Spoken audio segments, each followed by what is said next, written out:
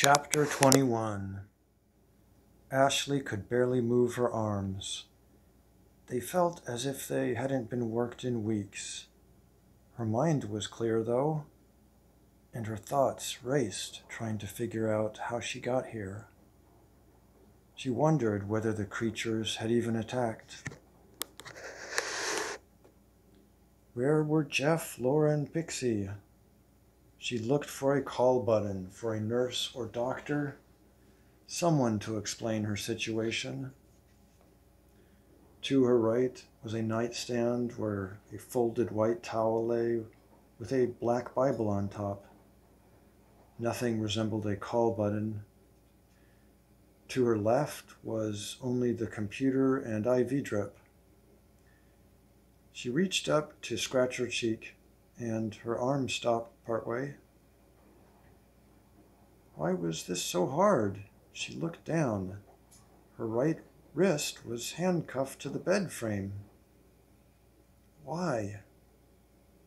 Just what kind of hospital restrained patients to beds? She wasn't a criminal. She had done nothing wrong. She found that her left hand had no cuff and was able to scratch her right cheek well enough. She was left-handed anyways. It was better that they had cuffed her weaker right wrist. Her eyes became a little clearer. She looked over to the other patient on the bed by the window. "Hey," she cried, but it came out as just a whisper. She tried louder and only managed scratchy noises. The man didn't move. With her fingers, she cleared out some of her crusty eye boogers, then rubbed her itchy, dry eyes. She pulled off her covers and found she wore a light blue gown. Her legs were strapped down to the bed. Why? She didn't like being confined. She would have never consented to this. Was she in danger of running out of here before her treatment ended? With her free hand, she undid the strap on her legs. She wiggled her right arm, testing the cuffs. They jiggled but remained locked. She pulled up with her right arm and pushed down on the metal band with her left hand. The cuff slipped a little ways. She struggled to make her fingers of her right hand come together to shrink its width. Sliding the band halfway over. With several more hard pushes, it fell to the bed. These people hadn't anticipated the strengths of a skinny teenage girl. She smiled to herself while rubbing her sore wrist. She hated captivity. After visiting the cats and dogs in small cages at the animal shelter a year ago, her heart ached for weeks.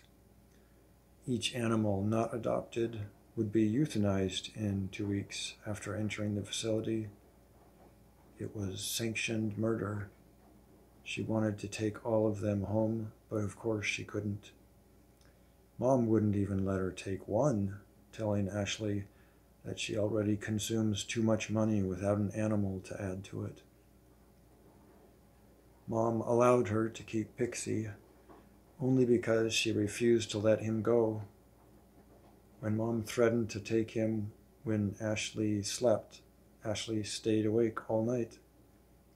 The next day, she pleaded with her mother, saying that she would pay for his food and care for him herself. Thinking about animal shelters now was very troubling to Ashley. These places were supposed to be safe havens for animals. Hence the name shelter. Instead, they were like Nazi concentration camps. Ashley knew she would have to work in a career to offer alternatives to these failed attempts of humanitarianism. With some effort, she sat up on the hospital bed, rubbed her eyes more thoroughly, and looked at the occupant on the other bed.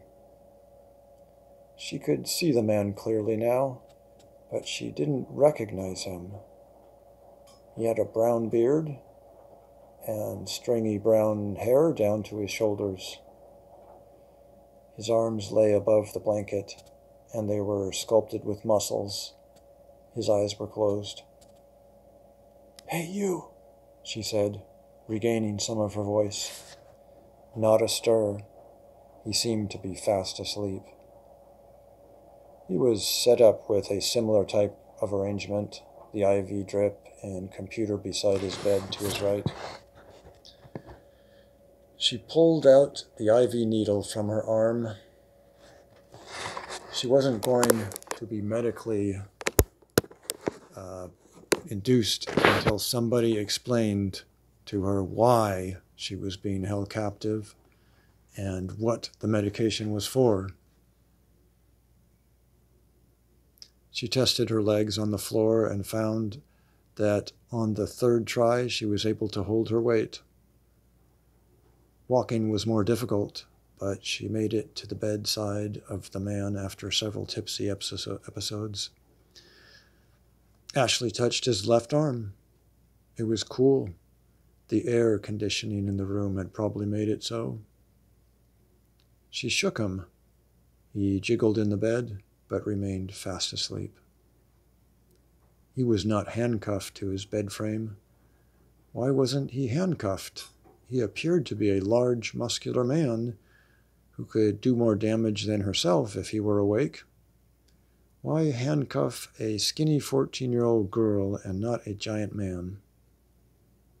Just then, she heard footsteps coming from down the hall of the open doorway. They were rapid as though running, and they were getting closer. Maybe she could get some answers, but maybe she shouldn't ask. She didn't want to get strapped down and handcuffed again. They were getting closer. She had to make a decision quickly. Where could she hide? The room was bare. No furniture for visitors to sit on and relax. She couldn't even hide under the beds because they were too high. A bathroom was near the entrance, but after discovering her escape from the bed, they would surely check there next. Clap, clap, clap, clap. The footsteps were coming closer. There was another door that was closed near the foot of the beds. It might be locked. She tried it, and it opened. Yes. She entered and closed the door just in time. From behind it, she heard people talking. "Where the hell did she go?" a man growled. "Damn it," a woman answered. "Malik is going to have a fit. We need more staff at night. We can't be expected to do everything." Ashley heard one of them open the bathroom door. She looked at the doorknob, still firmly in her grasp. It included a push-button lock. She slowly pushed this with her index finger, hoping it wouldn't make any noise. There was a small click as it engaged, and it was just in time as the knob rattled in her hand from someone trying it on the other side, causing her to start back and quietly gasp. She didn't think the lock would stop them for long, though. She walked through the room. Running would have caused her unsteady legs to fail. Heard the lock behind her disengage, and turned into the bright hallway just before steps slapped into the room. She passed 5 doors before entering the 6th. She wasn't sure why she chose that room, it just felt right. There were 2 beds, empty though, with a similar arrangement as her own room. She went into the bathroom and sat down on the ledge of the shower to hide. She didn't know how long she could keep this cat and mouse game up. Sooner or later they would find her fleeing from one room to another. Behind her, in the damp darkness, a whisper tingled down her neck, curling her spine.